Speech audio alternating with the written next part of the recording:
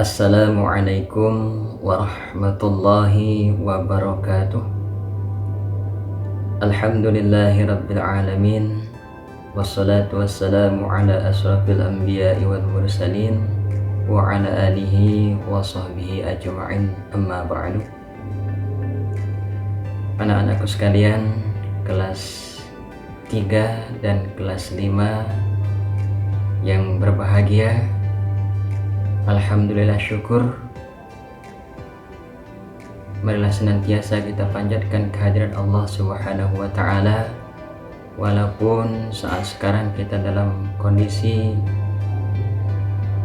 pandemi COVID-19, semoga Allah Subhanahu wa ta'ala segera menghilangkan atau mengangkat pandemi COVID-19 ini, sehingga kita dapat melaksanakan pembelajaran serta aktivitas dengan normal sebagaimana biasanya. Amin ya rabbal alamin. Salawat berangkai salam semoga tetap tercurahkan kepada junjungan kita baginda Nabi besar Muhammadin sallallahu alaihi wasallam beserta keluarganya, para sahabatnya, dan kepada seluruh umat beliau yang setia dan beriman sampai kepada umat di akhir zaman nanti. Amin ya rabbal alamin.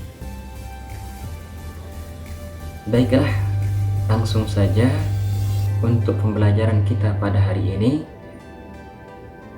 Kelas 3 tetap kita akan melanjutkan pembelajaran kita tentang sholat sunat rawatib. Sedangkan untuk kelas 5 kita melanjutkan pembelajaran kita tentang bersuci dari hadas besar atau haid. Marilah kita buka pembelajaran kita pada pagi hari ini untuk menambah keberkahan dari Allah Subhanahu wa ta'ala dengan bersama-sama melafazkan basmalah. Bismillahirrahmanirrahim. Anak-anak sekalian, ketahuilah bahwasanya ada beberapa sumber hukum di dalam Islam. Yang pertama adalah Al-Quran, kemudian yang kedua adalah As-Sunnah atau hadis, yang ketiga adalah ijtima ulama, yang keempat adalah qiyas, dan kelima adalah ijtihad. Dari kelima sumber hukum tersebut, hanya 2 saja yang disepakati oleh seluruh umat Islam, yaitu yang pertama adalah Al-Quran, kemudian yang kedua adalah As-Sunnah atau hadis. Sementara beberapa yang lainnya masih dalam perbedaan pendapat. Maka dari itu, di dalam kita melaksanakan aktivitas terutama yang berkaitan dengan suatu ibadah, baik itu ibadah yang bersifat wajib maupun yang bersifat sunnah, maka sudah tentu harus didasarkan kepada sumber hukum Islam yang tadi, yaitu Al-Quran, As-Sunnah, dan seterusnya. Dengan demikian, maka kita akan menjadi yakin bahwasanya ibadah kita itu adalah sesuatu yang benar, mempunyai dasar atau mempunyai dalil. Baiklah, sekarang untuk yang kelas 3, silakan dibuka buku. Oke, kalau sudah, maka silakan dilihat bahwasanya sholat sunnah rawatib itu terbagi ke dalam 2 macam.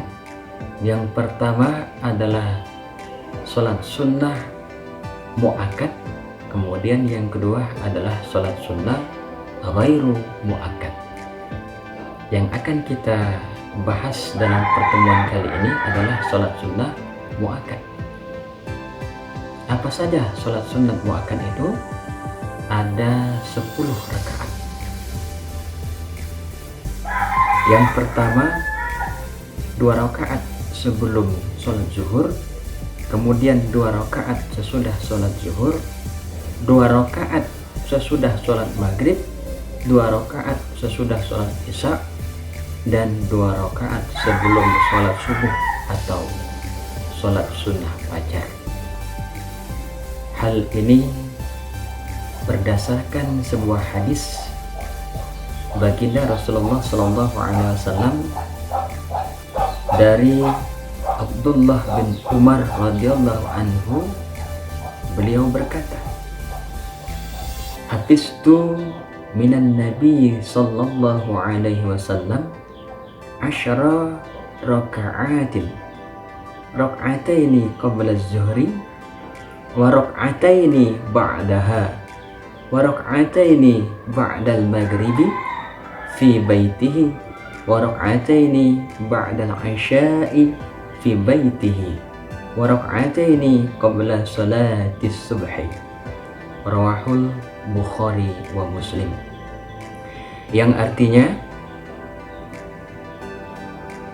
Abdullah bin Umar radhiyallahu anhu berkata, aku menghafal sesuatu dari Nabi Muhammad sallallahu alaihi wasallam berupa salat sunnah 10 rakaat, yaitu 2 rakaat sebelum salat zuhur, 2 rakaat sesudahnya, 2 rakaat sesudah salat maghrib di rumah beliau, 2 rakaat lagi sesudah salat isya di rumah beliau, dan 2 rakaat sebelum salat subuh.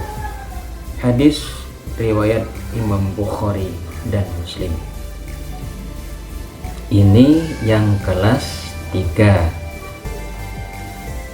Kemudian berikutnya adalah untuk yang kelas 4.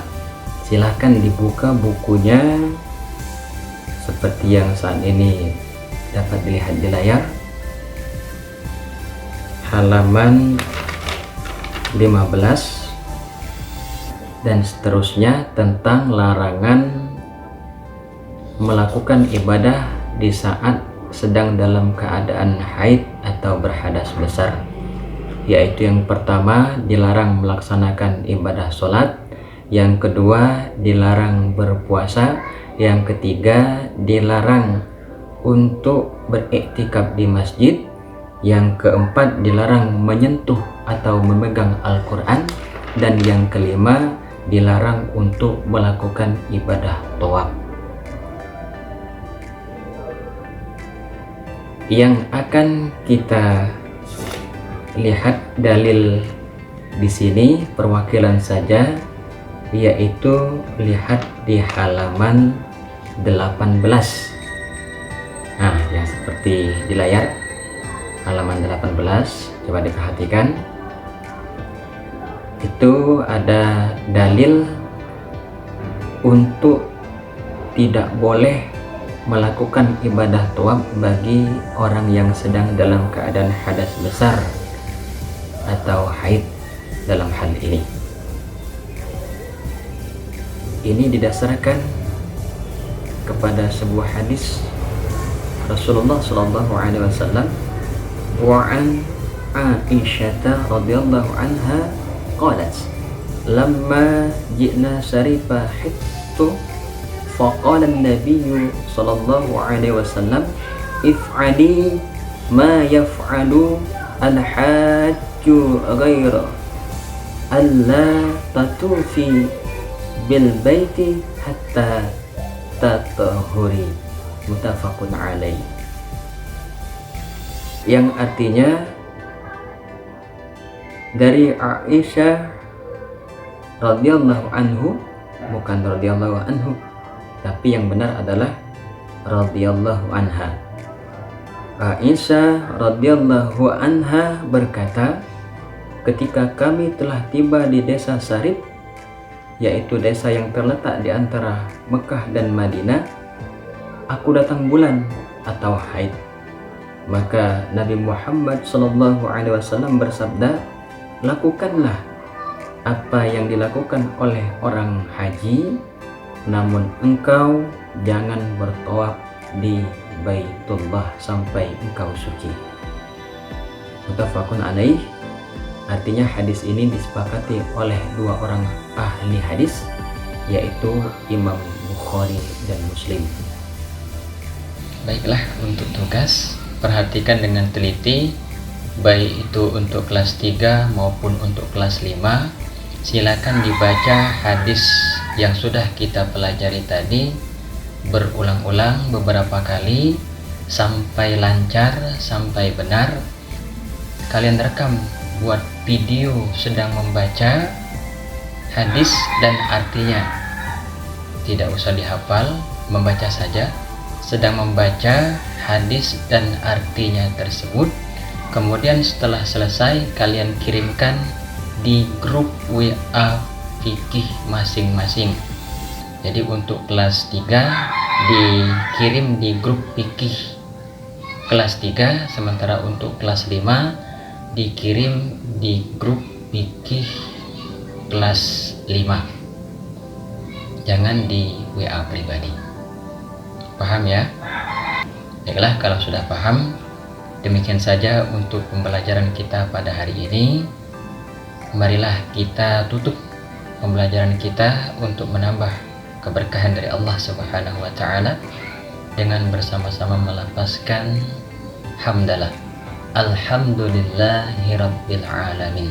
Wassalamualaikum warahmatullahi wabarakatuh.